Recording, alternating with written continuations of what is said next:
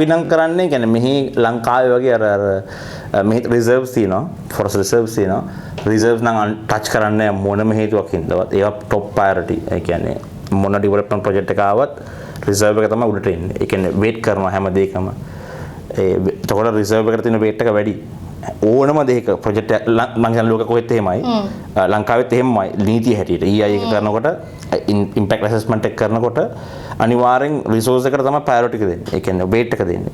ඒතකොට ප්‍රොජෙක්ට් එක සෙකන්ඩරි එක. ඒතකොට බලන්නේ ප්‍රොජෙක්ට් එකේ දා වෙන කන්සික්වන්සස් එක අඩු කරන්නේ කොහොමද කියන එක තමයි EI එකේ ඉම්පැක්ට් එක බලලා ඉම්පැක්ට් එකකින් ඇසස්මන්ට් එක රිපෝට් කරලා කියනවා මේක කරන්න මේම කරන්න ඕනේ. ඒ කියන්නේ වර නිකන් ඩෑම් එකක් ගහන්න බෑ.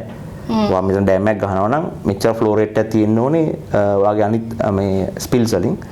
එතකොට ස්ට්‍රීම් එකේ ඉන්න මාළුවන්ගේ බ්‍රීඩින් වලට ඉම්පැක්ට් එකක් වෙන්නේ නැහැ කියලා. මෙහෙ කරන්නේ ඒ විදිහටමයි. හැබැයි ඇත්තට කරනවා. බොරුවට කරන්නේ නැතුව ඇත්තටම කරනවා ඒක. බොරුවට අතයටින් ගේම ගහන්න. වෙනස. හොඳයි. අයිබෝන් කියලා පිළිගන්නවා අපේ වැඩසටහනට අද දවසේ ඔබ සියලු දෙනාවම.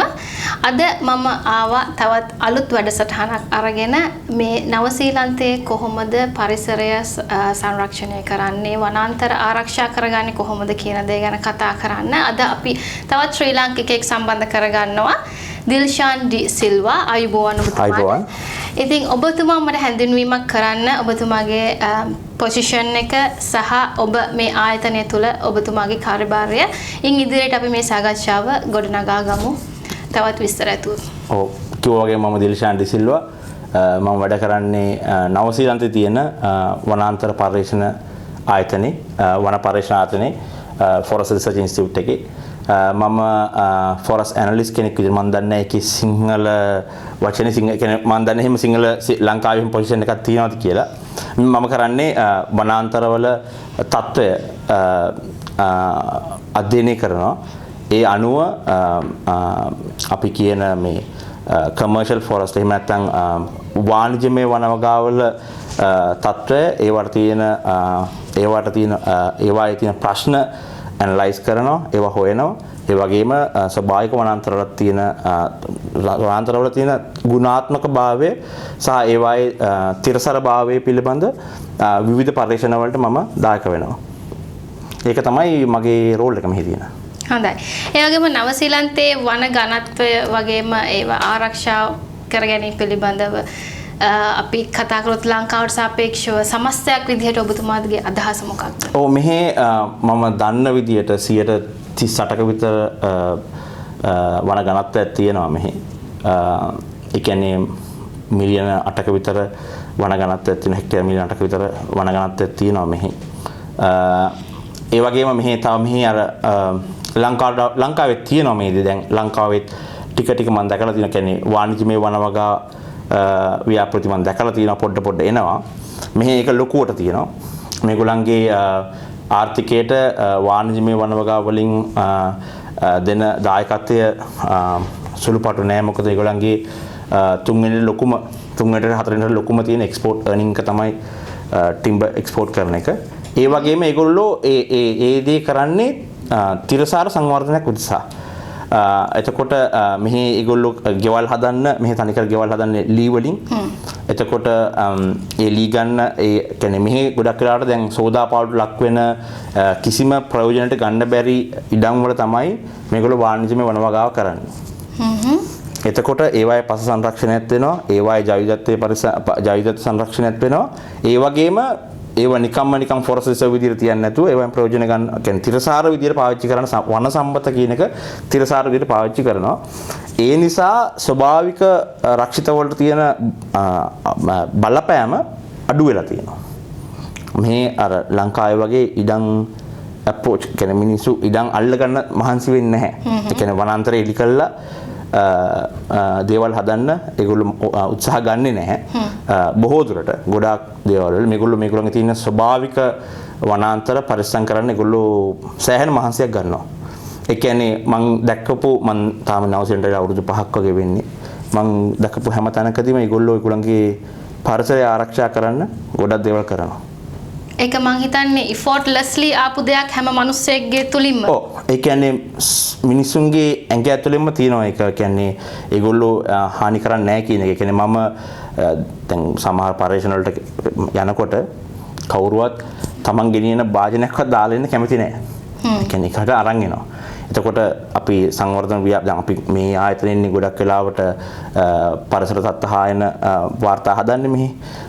එතකොට ඒවා කරනකොට ඒවා බොහොම කැපවීමෙන් ඇත්තටම තියෙන බලපෑම බලන්න ගොඩාක් මහන්සි වෙනවා. අවංකව ඒ රස්සාව කරනවා. ඒ කියන්නේ මම හිතන්නේ මොන්තරම් ලෝකෙ ඉන්න මිනිස්සු අවංක කරන මෙහෙ විතර නෙමෙයි. ඉතින් ඇත්තටම මේගොල්ලෝන්ගේ මං දන්න තරමට ඒගොල්ලන්ගේ ජාතික ප්‍රතිපත්ති තුලම තියෙනවා ඒගොල්ලන්ගේ පරිසරය ඒගොල්ලන්ගේ ස්වභාවික වනාන්තර පරිස්සම් කරන්න ඕනේ කියන එක ප්‍රතිපත්තිමේ තීරණයක් විදිහට ඒගොල්ලන්ගේ ජාතික ප්‍රතිපත්ති වල ඇතුළෙම තියෙනවා ඒක. ඉන් එහාට ගියොත් දැන් ගොඩක් මහජනතාව මේ නීතියට බය නෙවෙයි මේකට අවතීර්ණ වෙලා තියෙන්නේ. මිනිස්සුන් හැම කෙනා මේ පුංචි ළමයෙක්ගේ පවා ඉඳලා මම දැකලා තියෙනවා පොඩි කොලයක්වත් බිම දාන්නේ නැහැ. දවටනොත් අර ගන්නවා. ඒක පොඩි ළමයාගේ ඉඳන් ඒක හැබිට් එකක් විදිහට තියෙන දෙයක්. ඒක මමත් ඒක දැකලා තියෙනවා. ඒ වගේම මම තව දෙයක් දකිනවා. මේ මිනිස්සු දැන් ලංකාවේ සමහර කොළඹ ඉන්න මිනිස්සු ගස්වල නම්වත් දන්නේ නැතුව ඇති. හරිද? නමුත් මෙහි ඉන්න මිනිස්සු දැන් මෙහි ගම එහෙම කියලා අදාළ නැහැ. මිනිස්සු පරිසරයේදී සංවේදී. ඒගොල්ලෝ කැම්පින් යනවා. ඒගොල්ලෝ ඇඩ්වෙන්චර් දේවල් කරනවා. හැබැයි තියෙන පරිසරය නාස්ති කරන්නේ නැහැ. ඒක අපි හැමෝම මෙහි දකින්න දෙයක්. මොකද කොළ කැලක්වත් දාලා ඉන්නේ නැහැ. ඒගොල්ලෝන්ගේ උප්පත්තියම හදන්නේ ජානවලම ඒව තියෙනවා. එහෙම කරන්නේ නැහැ. ඊළඟට අපි කතා කරමු ඔබතුමාත් එක්ක මේ නවසීලන්තේ වන ඝනත්වය වැඩි කරගන්න ගෙන ඇති ක්‍රියාමාර්ග මොනවද? ඝනත්වය වැඩි කරන්න මම හිතන්නේ දැන් ඉන්න ගවර්න්මන්ට් එක ආවට පස්සේ ඒගොල්ලන්ගේ පළවෙනිම ටර්ම් එකේ තිබු ප්‍රෝග්‍රෑම් එක තමයි 1 billion tree program 1BT tree program එක. හැබැයි ඒක අර නිකන් ගස් බිලියනයක් හිටවන ප්‍රොජෙක්ට් එකක් නෙමෙයි. ඒකේ මේක තිබ්බේ ස්ලෝගන් එක තිබ්බේ right tree right place කියලා. ඒ කියන්නේ නිකන් ඕනෑම පාට ගස් හිටවන එක නෙමෙයි. ඒගොල්ලෝ ඒ බිලියනයක් මේ ගස් බිලියනෙන් ප්ලාන්ටේෂන් ෆොරස්ට් වලට මත වාණිජ වන වගාවට කොටසක් වෙන් කරා. natural forest වලට තව කොටසක් වෙන් කරා. එතකොට ඒගොල්ලෝ ඒක නිකන් ආණ්ඩුවෙන් කියලා ගස් හිටවනවා නෙමෙයි. තමන් මෙහෙ මොකද මෙහෙ ගොඩක් farms තියෙනවා, dairy farms තියෙනවා. farm තියෙනවා, agriculture ගොඩක් land තියෙනවා. ඒ farmers ලාට දෙන ස්කීම් එකක් ඒක. ඒ කියන්නේ ආණ්ඩුවෙන් කරන්න සල්ලි දෙන එක. ඒගොල්ලෝ ආණ්ඩුවෙන් දෙනවා මෙච්චර ගාණක් වාගේ land එකේ ඔයගොල්ලෝ මෙච්චර land එකකින් මෙච්චර ප්‍රමාණයක් වනවගාවට යොමු කරනවා නම් ඔයාලට මෙච්චර ගාණක් හම්බ වෙනවා. එහෙම තමයි ඒක හැදුවේ. එතකොට ඊට අමතරව මෙහි සමහරව දන්නවද මෙහි තියෙනවා කාබන් ට්‍රේඩින් ස්කීම් එකක්. එමිෂන් ට්‍රේඩින් ස්කීම් එකක්. ඒ කියන්නේ අපේ මගේ ගාව තියෙන ප්ලාන්ටේෂන් එකෙන් ස්ටොක් කරන කාබන් ඩයොක්සයිඩ් වලට කාබන් ක්‍රෙඩිට් ගෙවනවා ආණ්ඩුවෙන්. මම මේ ගස් කපනකොට ක්‍රෙඩිට් ටික ආපහු වැය වෙනවා. එතකොට ෆොරස්ට් මැනේජ් කරනකොට අපි හැමතිස්සෙම ඒ ක්‍රෙඩිට් ගන්න තියාගන්න පුළුවන් විදියට වන ඝනත්වය මේන්ටේන් කරගෙන තමයි අපි ෆොරස්ට් හාර්වෙස්ටිං කරන්නේ. අපි හාර්වෙස්ට් කරනවා නම් ඒක හාර්වෙස්ට් කරන්න ඉස්සෙල්ලා අපි මුළු ෆොරස්ට් එකම ඇනලයිස් කරනවා. ඇනලයිස් කරලා තියෙන ත්‍රෙට්ස් බලනවා. ඒ කියන්නේ ගොඩක් වෙලාවට මෙහි ගොඩක් කසීපා සත්තු නැහැනේ. මෙහිනේ කුරුල්ලෝනේ. ඉතින් මෙහි endangered species එහෙම ඇනලයිස් එක කරලා තමයි ඒගොල්ලන්ගේ මෙහි තියෙනවා vulture species එකක් ඉන්නවා. raptor species එකක් ඉන්නවා. එයාගේ කූඩු එහෙම ඩිටෙක්ට් කරොත් ඒක වටේ තියෙන මීටර් 500ක රේඩියස් එකක් හාර්වෙස්ට් කරන්න නැතුව අතාරිනවා.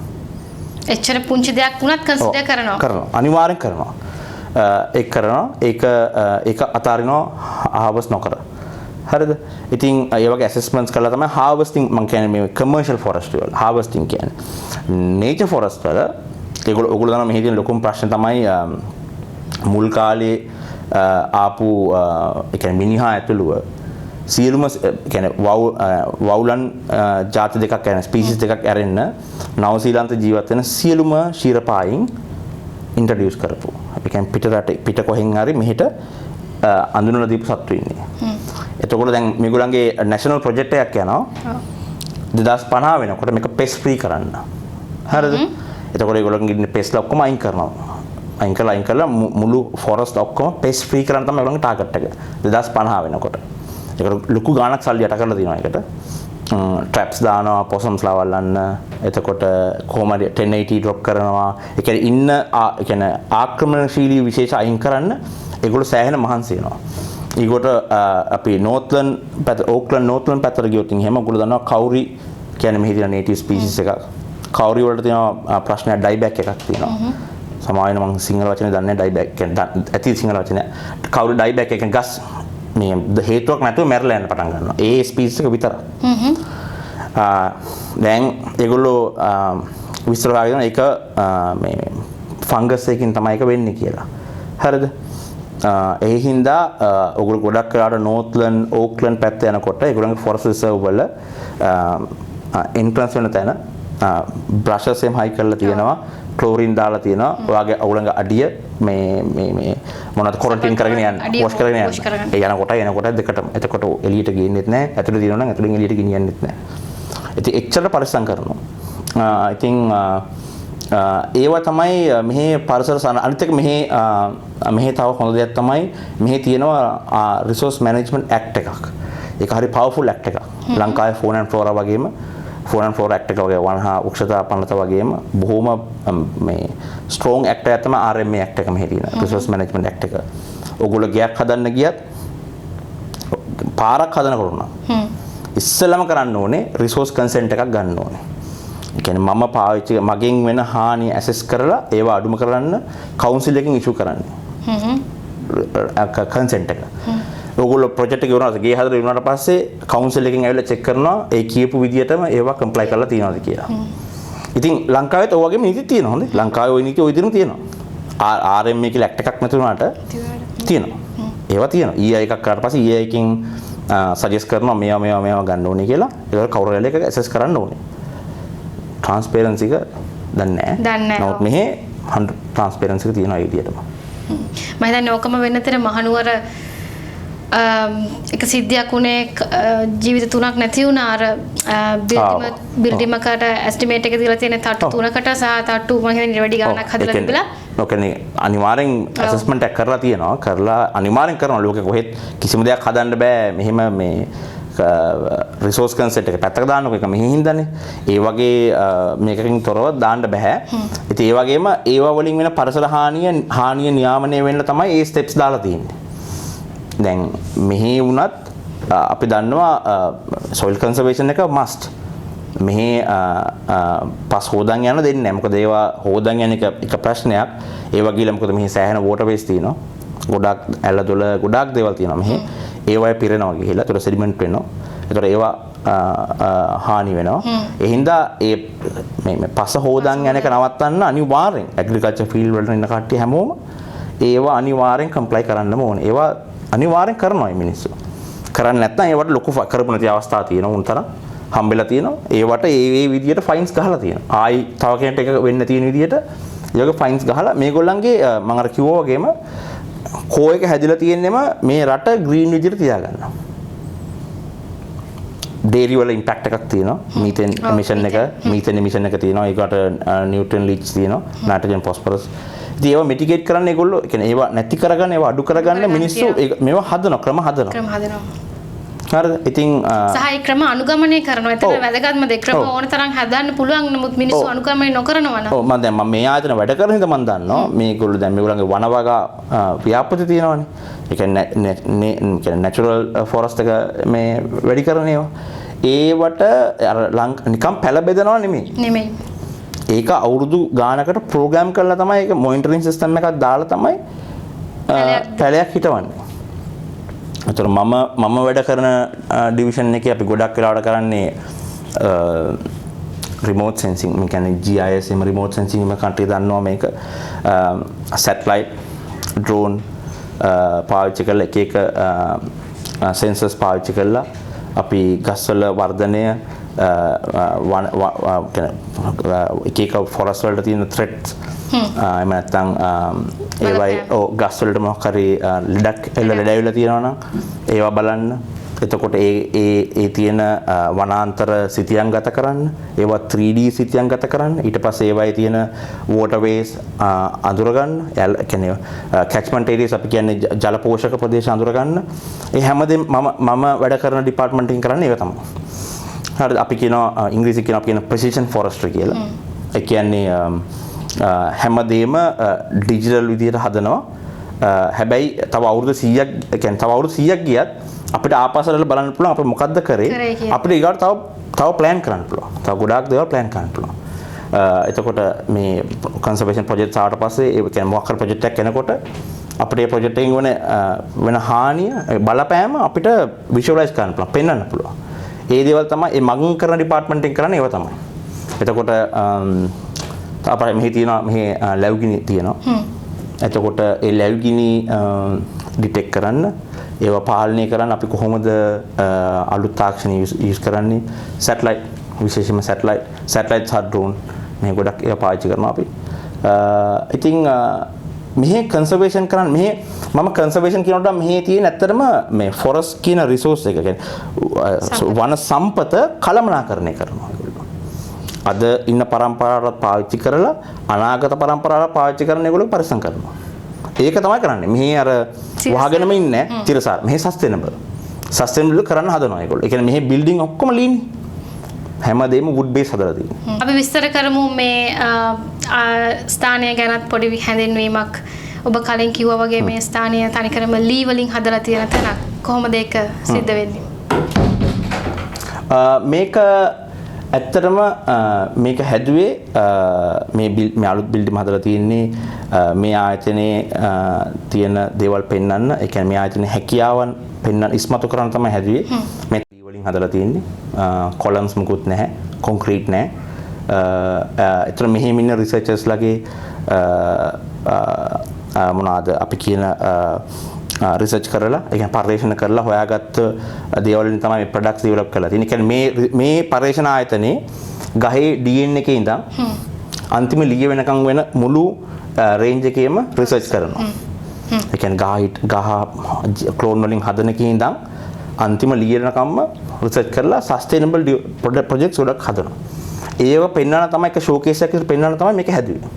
මේ බිල්ඩින් හදලා තියෙන්නේ. තනිකරම ලී විතරයි. තනිකර ලී විතරයි. ග්ලාස් උනත්. ඔව්. ඒ කියන්නේ wood fiber වලින් හදපු see through මේගොල්ලෝ කියන්නේ see through glass කියලා. හදලා තියෙන්නේ wood වලින් තමයි. හොඳයි. ඒ වගේම මේ රටේ නවසීලන්තයේ තියෙන ආවේනික ශාක ආරක්ෂා කරගන්න දැනට තියෙන ක්‍රියාමාර්ග මොනවද? ආවේනික ශාක සඳහා.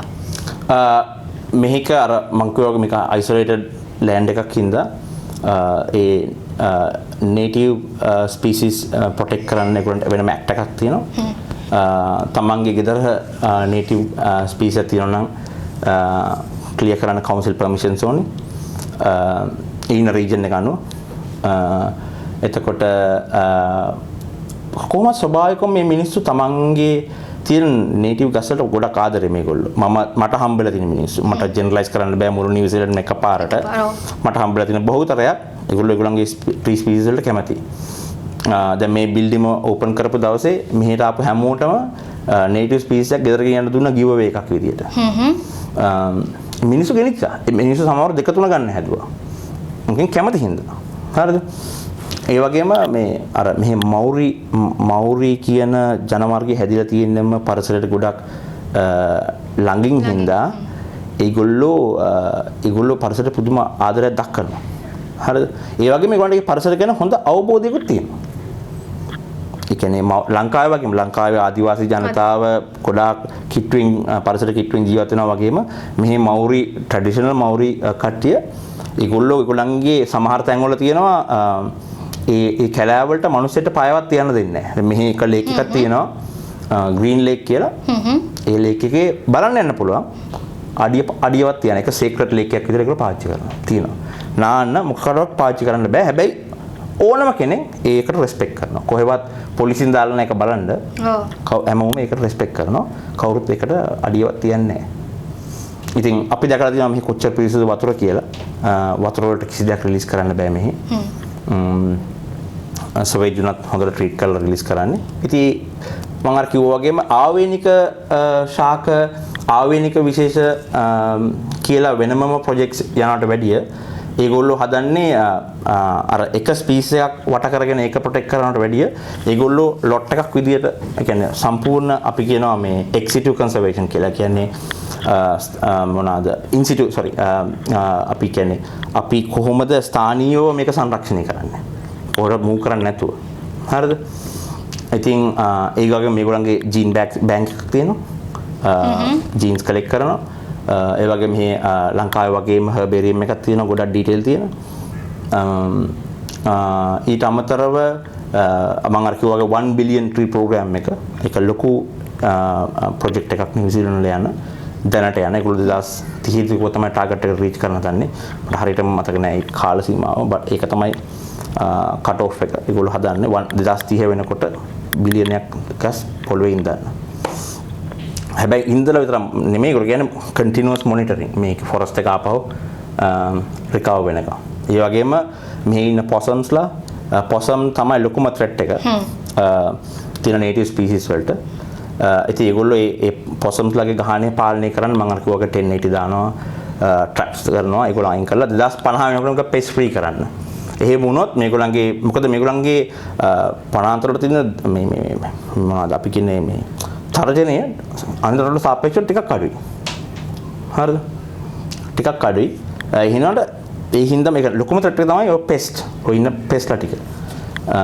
ඉතින් මොකද ආපහු කියන්නේ සීඩ්ලින් රිකවර් වෙන්නේ නැහැ. මොකද මේ සත්තු කනවා. මොකද මේ රට ස්වභාවිකව හැදිලා තියෙන්නේ කුරුල්ලෝ විතරක් ඉන්න රටක් දූපතක් විතර මේක තිබ්බේ. ඒකෝර මේ ඉන්ට්‍රොඩියුස් කරපු සත්තු හින්දා ඒගොල්ලෝ ගස්වල කියන්නේ ශාක භක්ෂ ප්‍රමාණය වැඩි වෙනවා. ඒ ප්‍රෙෂර් එක ගස්වලට දරා ගන්න බෑ. මොකද ගස් ස්වභාවිකව හැදිලා තියෙන්නේ ප්‍රෙඩේටර් කෙනෙක් නැතුව ජීවත් වෙන්න. දැන් ඒ ප්‍රෙෂර් එක තියෙනවා. ඉතින් ඒක අඩු කරන්න ඒගොල්ලෝ අයිඩෙන්ටිෆයි කරලා දෙනවා ඒවා තමයි ලොකුම ත්‍රෙට්ස්. අපේගොල්ලන්ගේ ස්පීසීස් වලට ඒ නේටිව් ස්පීසීස් වලට තියෙන. ඉතින් ඒවා කන්ට්‍රෝල් කරන්න දැන් මම අර කිව්වා වගේම 2050 වෙනකොට පෙස්ට් ෆ්‍රී කරන්න ඒගොල්ලෝ ප්‍රොජෙක්ට්ස් වලක් කරනවා. අපි ආයෙත් කතා කරමු නීතිමය ක්‍රියාමාර්ග ගැනත්.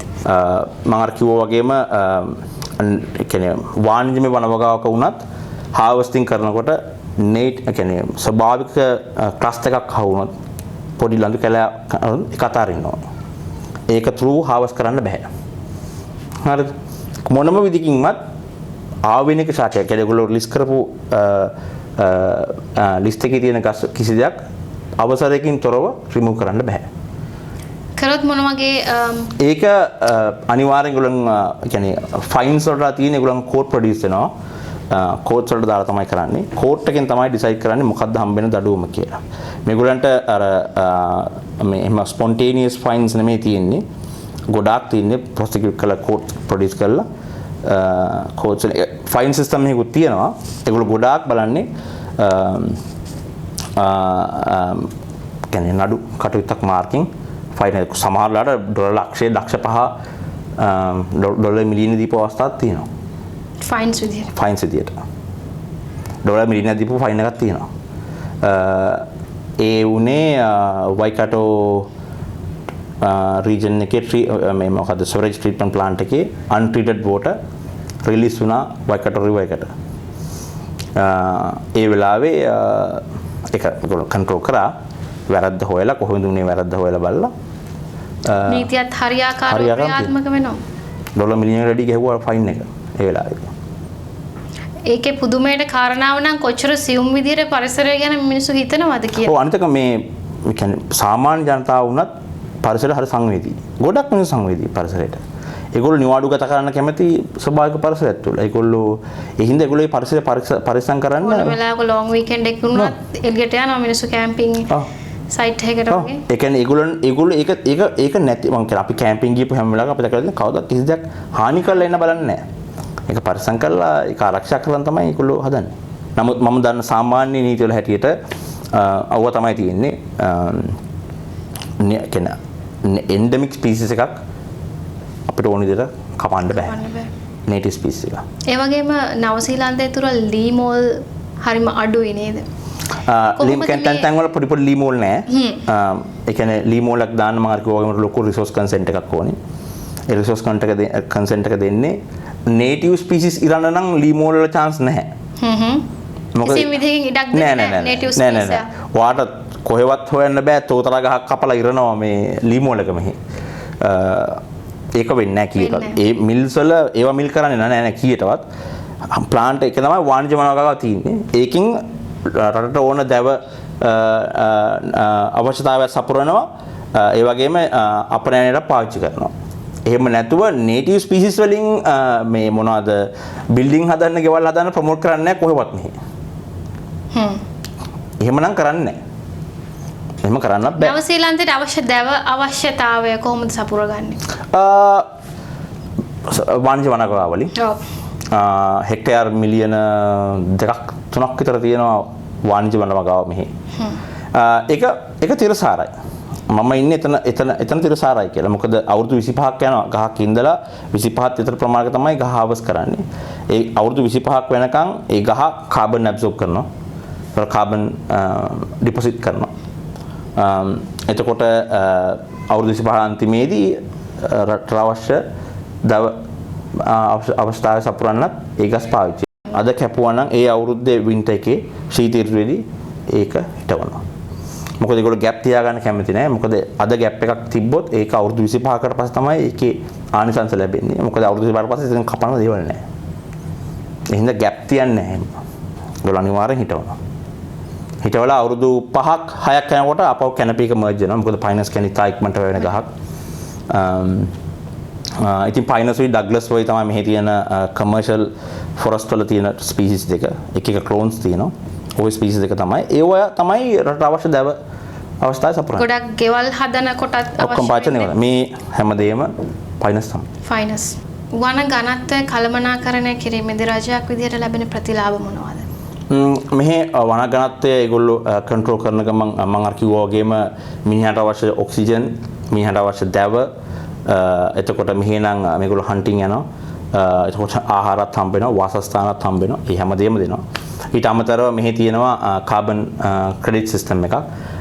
ඒ කියන්නේ තමන්ගේ වනයේ තියෙන ගස්වල වයසත් එක්ක විශේෂ ස්පීසිස් එකත් එක්ක කාබන් ෆික්ස් කරන විදිහ ඒගොල්ලෝ කැල්කියුලේට් කරලා තියෙනවා. එතකොට අඬුවෙන් කාබන් ක්‍රෙඩිට්ස් දෙනවා.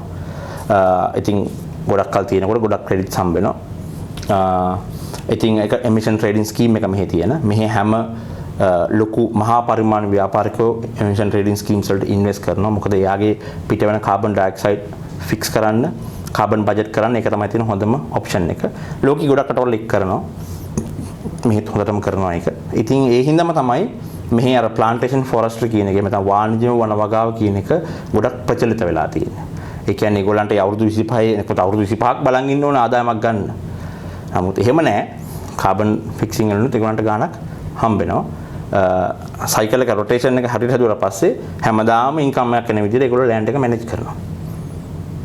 ඒ වගේම මේක මේ ශාක පැත්තෙන්ම විතරක් නෙමෙයි කාබන් එමිෂන් රේට් එක දැන් අපේ පහුගිය වැඩසටහන වල සාකච්ඡා වුණා මේ වාහන වලට ඕන දෙකට ඒගොල්ලෝ ඇප්ලයි කරනවා. මම කියන්නේ මේ කියන්නේ පාරේ අපේ මෙහි CO2 එමිෂන් එක තියෙනවානේ. එක එක විදිහට CO2 එමිට් වෙනවා.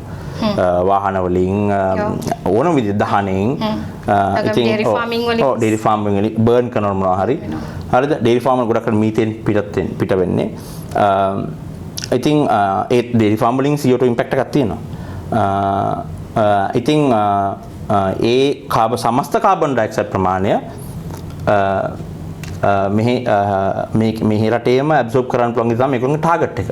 දැන් මේ බිල්ඩින්ග විවෘත කරන වෙලාවේ මෙහි ප්‍රයිම් මිනිස්ටර් කිව්වේ ඒගොල්ලන්ගේ මොනවාද ටාගට් එක ඇවිල්ලා මේක කාබන් නෙගටිව් කරන්න.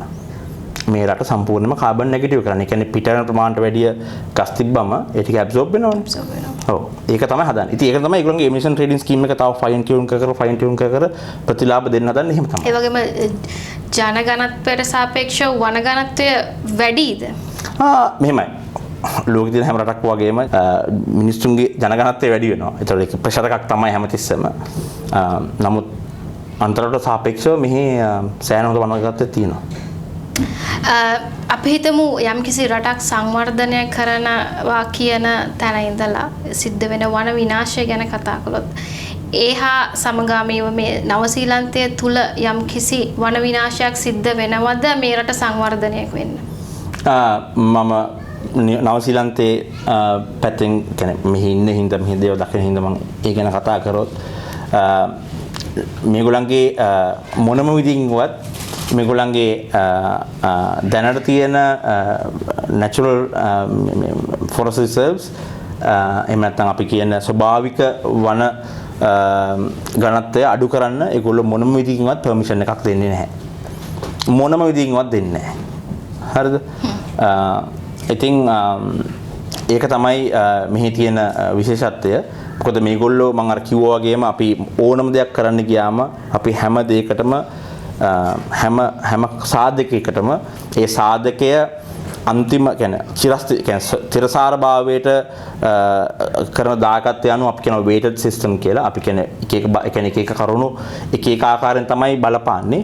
එතකොට හැමතිස්සෙම වනය ආරක්ෂා කරන්න ඕනේ කියන තැන ඒක ඒ ස්වභාවික වනය කියන එක හැමදාම ලොකු weight එකක් තියෙන දෙයක් ඕනම ප්‍රොජෙක්ට් එකක් කරන්න ගියට පස්සේ. ඉතින් ඒගොල්ලෝ මේගොල්ලෝගේ තියෙන natural reserves නම් ඩෙවලොප්මන්ට් වලට එක්ස්පෝස් කරන්නේ නැහැ මොනම හේතුවක් හින්දාවත්. ඉකොලොජිකල් සයිට්ස් ඩෙවලොප් වෙනවා මේ විදේශ විනිමය කියන දේ අරමුණු කරගෙන. ලංකාවේ වුණත් දැන් සිංහරාජය වගේ තැන්වල ඉකොලොජිකල් ප්‍රොජෙක්ට්ස් ක්‍රියාත්මක වෙනවා මේ වනය කපලා දාලා විදේශ විනිමය රටට ගෙන්න ගන්න. ඒ වගේ දේවල් නවසීලන්තය තුල වෙන්නේ නැද්ද? මම මෙහෙම කිව්වොත් දැන් මෙහි ටූරිසම් ලොකු ඉන්ඩස්ට්‍රි එකක්.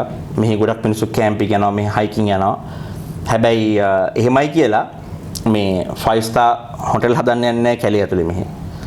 එහෙම එකක්වත් නැහැ මෙහි. මෙහි ඩිපාර්ට්මන්ට් ඔෆ් කන්සර්වේෂන් ඩොක් එකකින් දෙන ඩොක් හට්ස් තමයි තියෙන්නේ කැලේ ඇතුලේ තියෙන්නේ. කැමති ළඟ ඉන්න පුළුවන් ලෝකෙ කොහෙන් ආවත්. ඒක ෆෝරන කෙනෙක් වෙන්න පුළුවන්. මම හයික් කරනවා, මම හයිකින් යනවා. ඒතර මම මේ ළඟදී ටොංගරිරෝ ක්‍රොසින් එක කරා. ඒ හටේ ඉන්න පුළුවන් කැපැසිටි එකක් තියෙනවා. ඒ කැපැසිටි විතරයි ගන්නෙ. ටෙන්ට් තමන්ගේ ටෙන්ට් එක ගහන් ඉන්න පුළුවන්. ඒ මාක් කරපු ඒරියාවල විතරයි. තමන්ගේ රබිෂ් අනිත් පැත්තට ගෙනියන්න ඕනේ. මේ සුපිරි ඇඳන් දාලා එහෙම නැහැ. හරිද? එහෙම නැහැ. තමන්ගේ මොනවාද ඒ ඇඩ්වෙන්චර් එක එක්ස්පීරියන්ස් කරන කට්ටියට තමන්ගේ ඕන දේවල් ගන්නලා ඒ තියෙන විදිය ඒ තියෙන නීති රාමයෙන් ඉඳලා යන්න පුළුවන්. එහෙම ටූරිසම් වැඩි කරන්න කියලා මොකද ඒ හට්ස් බුක් කරන්න සමහර මිල්ෆර්ඩ් ට්‍රැක් එකේ හට් බුක් කරන්න මිනිස්සු මාස 6-7 බලන් ඉන්නවා ඒ බුකින් අවైలබල් වෙන එක. එහෙමයි කියලා ඒගොල්ලෝ ටූරිසම් එක්ස්පෑන්ඩ් කරනවා කියලා ඒවා කඩලා දාලා එතන ලොකු හට් ගහලා ලොකු හොටෙල්ස් හදන්නේ නැහැ මේ. ඒ වගේම දේශපාලන හස්තවලින් මේවා ක්‍රියාත්මක නෑ මෙහෙ කිසිම දෙයකට දැන් අපි මේක රාජ්‍ය ආයතනයක් කිසිම දෙයකට ඒ රාජ්‍ය යාන්ත්‍රණයෙන් කන්ට්‍රෝල් කිල්ලක් නැහැ. මොකද මෙහි මොන රජයක් ආවත් තියෙන ජාතික ප්‍රතිපත්ති කීපයක් තියෙනවා. ඒවා වෙනස් වෙන්නේ නැහැ. ඒවා වෙනස් කරන්න දෙන්නෙත් නැහැ. අති මෙහි කැමති නැහැ එහෙම වෙනස් වෙන්නේ නැහැ. ඒ හින්දා ඒ හදපු ටාගට් එකට ඒගොල්ලෝ යන්න තමයි හදන්නේ. හරිද? ඉකොනොමිකල් දේවල් මම දන්නේ නැහැ ගවර්න්මන්ට් වල මොනවා වෙනවද කියලා මට ඒ ගැන කමෙන්ට් කරන්න බෑ. නමුත් රටේ ජාතික ප්‍රතිපත්තියක් තියෙනවා. ඒ ප්‍රතිපත්තියට එන ඕනම පත් වෙන ඕනම රජයක් වැඩ කරනවා කියන එක මට කියන්න පුළුවන්. ඉතින් ඒ හින්දා අර වගේ ඩෙවලොප්මන්ට් ප්‍රොජෙක්ට්ස් වෙන්නේ නැහැ. ඒ කියන්නේ එහෙම දේවල් වෙන්නේ නැහැ. සමස්තයක් විදිහට මම දැක්කේ මේ වන රෝපණය නැත්තම් මූල්‍යමය අරමුණු සඳහා වුණත් වන රෝපණයක් කරද්දී හරිම සියුම් විදිහට විද්‍යාත්මකව හැමදේම සලකලා බලනවා. හැමදේම බලනවා. ස්ලෝප් එක ඒ කියන්නේ පොළවේ ස්ලෝප් එක බැයුම ඇස්පෙක්ට් එක කියන්නේ ඒ ස්ලෝප් එක කොයි පැත්තටද මේ ෆේස් කරන්න කියලා. ඒ කියන්නේ උතුරු දිශාවට දකුණු දිශාවට අපි ඉන්නේ දක්ෂිණ අර්ධගෝලයේ. එතකොට මෙහි තියෙන north facing slopes drive වෙනවා වැඩි. මොකද මේ දවසේ වැඩි කාලයක් සූර්යාලෝකයට එක්ස්පෝස් වෙන හින්දා සදන් ඒවට වැඩිය. ඉතින් ඒ ඔක්කොම බලනවා. ඒ හැමදේම බලනවා. හරිම සියුම් විදිහට බලනවා. හරිම සියුම් විදිහට බලනවා. ඒ කියන්නේ අපි අලුත් තාක්ෂණය පාවිච්චි කරනවා. දැන් මෙහි අපි පොළවේ තියෙන පොළවේ අපි කියන ටෙරේන් එකේ වේරියේෂන් එක ඒ කියන්නේ අපි 1 මීටර් රෙසලූෂන් එකම අරන් තියෙනවා. සමහරවල් 0.5 මීටර්ස් එක ලයිඩා කියන ටෙක්නොලොජි එක යූස් කරලා අපිට පුළුවන් ඕනම කැලයක් උඩින් ෆ්ලයි කරලා ඒ කැලේ ගස්වල ගස් කොච්චර උසද කැනපි එක කොච්චර උසින්ද තියෙන කියලා බලන්න පුළුවන්. ඉතින් ඒ තාක්ෂණය පාවිච්චි කරනවා මෙහි. එතකොට වෝටර් කියන්නේ මම ඔයත් එක්කම අපි කතා කරමු තාක්ෂණයේ පැත්තෙන් කොහොමද මේ වන සම්පත ආරක්ෂා කරගන්න නවසීලන්තය තුල ක්‍රියාත්මක වෙලා තියෙන තාක්ෂණික දැනුම කොහොමද? ඔව් මෙහි මේ විශ්වවිද්‍යාලවල ඒ සඳහා වෙනම පාඨමාලා තියෙනවා. මමත් ඒ වගේ පාඨමාලාවක් හදාarලා තමයි මෙතනට ආවේ. ඉතින් මෙහි මම කිව්වා වගේම සැටලයිට් තාක්ෂණය එතකොට ඩ්‍රෝන් වල නිකන් මේ අර රෙක්‍රියේෂනල් ඩ්‍රෝන් වගේ නෙමෙයි කියන්නේ ෆැන්ටම් සාමාන්‍ය ඩ්‍රෝන් එකක් පාවිච්චි කරලා කැමරාවක් දාලා බලනවා වගේ දේවල් නෙමෙයි කරන්නේ. එතනින් එහාට දේවල් ගිහිල්ලා අපි කියනවා තාක්ෂණික භාෂාවෙන් කතා කරොත් හයිපර්ස්පෙක්ට්‍රල් මල්ටිස්පෙක්ට්‍රල් වගේ සෙන්සර්ස් පාවිච්චි කරලා අපිට ගස්වල තියෙන පොඩි සියුම් වෙනසක් උනත් බලන්න පුළුවන් විදියට ඒ කියන්නේ ගහකට රෙලක් ඇවිල්ලා එහෙම නැත්නම් ගහකට මොකක් හරි දේශගුණික විපර්යාසයක් වෙලා ගහක මොකක් හරි රෝග ලක්ෂණයක් පෙනන් ඉස්සෙල්ලා ගහේ ස්ට්‍රෙස් එක අඳුර ගන්න පුළුවන් විදියට තාක්ෂණය අපි පාවිච්චි කරනවා. ඒ වගේම තාක්ෂණයේ පැත්තෙන් හැම ගසක්ම මොනිටර් වෙනවද? ඔව්. ඒ කියන්නේ ප්ලාන්ටේෂන් ෆොරස්ට් වල නම් අනිවාර්යෙන් හැම ගහක්ම මොනිටර් වෙනවා. නේටිව් වල වෙන්නේ අපි ෆොරස්ට් එක මැනේජ් කරන්නේ. ඒතකොට අපිට ක්ලස්ටර් වයිස් අපි ෆොරස්ට් මැනේජ් කරනවා. මෙහි තියෙන හැම ෆොරස්ට් රිසර්ව් එකක්ම සිතියම් ගත කරලා තියෙන්නේ. ඒවා යාවත් කාලින වෙනවා. අවුරුදු 4න් 4ට මෙහි ලෑන්ඩ් කවර් එක අපි අප්ඩේට් කරනවා. මුළු නිව්සීලන්ත වලටම තියෙන ලෑන්ඩ් කවර් එක අප්ඩේට් කරනවා. ඒතකොට ලෑන්ඩ් කවර් එක චේන්ජ් එක අපි බලනවා. I think ඒ කියන්නේ geospatially මම මේවට කියන සිංහල නම් දන්නේ සමා වෙන්න මේ geospatially මුළු නිව්සීලන්ත වල තියෙන forest reserve හැම දෙයක්ම හැම අවුරුද්දෙම එහෙම නැත්නම් අවුරුදු 4ක සැරයක් සමහර දේවල් මොනිටර් කරනවා. මෙහි බොහෝම ලංකාවේ නැත්තේ ඒක තමයි. forest monitoring system එකක් මෙහි තියෙනවා. plantation forest හෝ වේවා native forest හෝ වේවා මේ හැම දෙයකටම මෙහි monitoring system එකක් තියෙනවා. ලංකාවේ මම ඒක දැකලා නැහැ. ලංකාවේ වනහා වෘක්ෂ පනතෙන් ඩිෆයින් කරපු පාක්ස් තියෙනවා, නේචර් රිසර්ව්ස් තියෙනවා. මම ඒවයි මොනිටරින් ප්‍රොසෙස් මම දැකලා නැහැ. සමහරට ඇති. මම දැකලා නැහැ එහෙම දෙයක්. ඒක නැති හින්දා තමයි අපි දන්නේ ඔය එකපාරට අතන කැලේ එලි වෙනවා, මෙතන කැලේ එලි වෙනවා. ඒක තමයි ප්‍රශ්නේ. මෙහෙ වෙන්නේ මොනිටර් හැම අවුරුද්ද පුරාම ඒක මොනිටර් වෙනවා.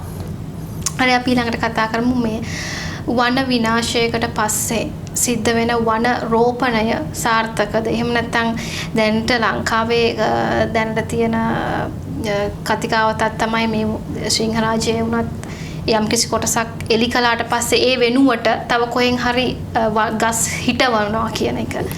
මේ වගේ වන රෝපණ ව්‍යාපෘතිය සාර්ථකයිද? ඒක පැති දෙකක් තියෙනවා. ඕකේ. ඉතින් අපි ඉස්සලා බලන්නේ ඇයි අපි මේක කපන්න හදන්නේ කියලා. හරිද? කපන්නේ මොන වගේ ෆොරස්ට් එකක් මොන වගේ කැලයක්ද? කොහොමදවත් අපි කොච්චර ආයි හිටෙව්වත් තිබ්බ කැලේ ආයි ඉන්නේ නැහැ. ස්වාභාවික වනාන්තර කැලයක් කියලා කියන්නේ මේ තනි ගහක් නෙමෙයි. ගහත් එක්ක ලින්ක් වෙච්ච ලොකු ඉකෝසිස්ටම් එකක් තියෙනවා. පරිසර පද්ධතියක් ඒක. පද්ධතියක් විනාශ කර ඒ පද්ධතිය ආපහු ගේන්න බෑ ගස් ඒ කපපු ගානමයි හිටෙව්වත් ඒ පද්ධතිය ආයි නැවත හැදෙන්නේ නැහැ. හරිද? ඒක හැදෙන්නේ නැහැ කොහොමදවත්. සහ සම්බන්ධව තියෙන දාමසහජ ඒවා කිසි දෙයක් වෙන්නේ නැහැ ආපහු. ඒ හින්දා කපලා හිටවනවා කියන එක නම් බොරු කතාවක් ඒක. ඒ කියන්නේ කොහේ හරි තියෙනවා නම් බෙයාලෑන්ඩ් එකක් එහෙම නැත්නම් පාවිච්චියට ගන්න බැරි ඒරියා එකක් ඒකේ නැවත වනවාගාව කරන්න පුළුවන්. තිරසාරව. හරිද? නමුත් තියෙන රිසර්ව් එකක් කපලා ආපහු හිටවනවා කියන එක ඒක බොරු කතාවක්. ඒක ඇත්තටම ඒ කියන්නේ කිසිම හරයක් නැති කතාවක්. ඇත්තටම සිංහරාජය වගේ වනාන්තරයක් සිංහරාජය කියන්නේ ඔව් තිස්සේ ඩෙවලොප් වෙච්ච පරිසර පද්ධතිය. ඔව් සිංහරාජය සමහර කොටස් ප්‍රාථමික වනාන්තර, ඒ කියන්නේ අත්වත් කියලා නැති වනාන්තර, සමහර ද්විතීයික වනාන්තර. මොකද සිංහරාජය කාලයකට ඉස්සෙල්ලා තුනිලෑ සංසාර කපලා තියෙනවා. හොඳේ 80 ගණන් වල. ඉතින් ඒවා දැන් රීජනරේට් වෙලා හැදිච්ච ගස් තියෙන්නේ. ඉතින් ඒ ඕගොල්ලෝ බලන්න පුළුවන් ඒ කපපු ඒවායි ප්‍රාථමික වනාන්තරේ වෙනස හොඳට බලන්න පුළුවන්. කපලා එලි කරපුව ආපහු හැදිච්ච ඒවා. අරක හැදෙන්නේ නැහැ. ඒ කියන්නේ එහෙම කරන්න මන් දන්නේ මොන වගේ ප්‍රතිපත්ති තීරණයක්ද ගන්න කියලා ඒවා එහෙම කරන්න එහෙම කැලිය කපලා කැලිය හිටනවා කියන එක ඒක කිසිම හරයක් නැති දෙයක්. නවසීලන්තයේ තුලත් ශ්‍රී ලංකාවේ වගේ ඔය විරෝධතා ඇති වෙලා තියෙනවද වන විනාශය පිළිබඳව? වන විනාශ වලට වැඩිය එක පාරිසරික කාරණාමත් විරෝධතා තිබිලා තියෙනවා. හැබැයි ඒ විරෝධතා වලට රජය ඇහුම්කන් දීලා තියෙනවා. ඒ කියන්නේ දැන් හොඳම උදාහරණේ මේ පොසම් කන්ට්‍රෝල් කරන 1080 දාන එක. 1080 කියන්නේ සයනයිඩ් තියෙන විස රසායනිකයක්. හැබැයි ස්වභාවික ශාක එක්ස්ට්‍රැක්ෂන් එක කියන්නේ හර්බල් එක්ස්ට්‍රැක්ෂන් එක හදන්නේ එක. මෙහි ඉන්න මවුරි සමහර කට්ටිය විරුද්ධයි ඒකට. කැලේට විස දානවා කියලා. හරිද? නමුත් ඒ කියන්නේ ඉතින් ඒ හින්දාම මේගොල්ලෝ 1080 ඒ කියන්නේ ඒගොල්ලන්ගේ ස්ලෝගන් එක කියලා බෑන් 1080. රජය බෑන් කරලා නැහැ. නමුත් 1080 පාවිච්චි කරන එක මිනිමයිස් කරගෙන යනවා. ඒ වගේම තව දෙයක් තමයි මේ සාකච්ඡාවේදී මතුවෙච්ච මේ කාරණාවක් සාමාන්‍ය ජනතාවට හොඳ අවබෝධයක් තියෙනවා මේ ශාක සම්පත ආරක්ෂා කර ගැනීම පිළිබඳව. ලංකාවට සාපේක්ෂව. මේ ඔබතුමා දන්න විදිහට මේ ශ්‍රී ලංකා මේ නවසීලන්තේ පාසල් පද්ධතිය තුලත් මේ දේවල් උගන්වනවද?